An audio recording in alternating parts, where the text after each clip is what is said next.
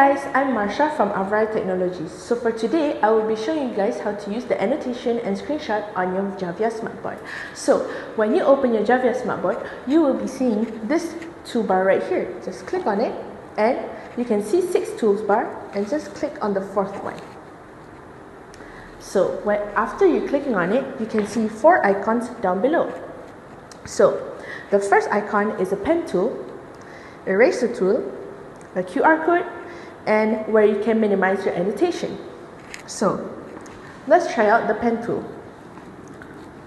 You can draw on it. You can even write on it.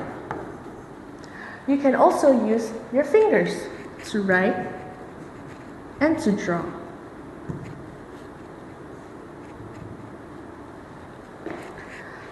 Other than that, you can also erase them by using this eraser tool.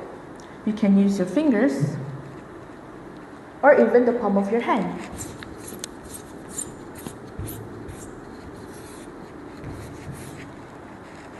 After you're done with your notes, you obviously want to share them. So if you want to share your notes, you can just click on this button and it will share you a QR code.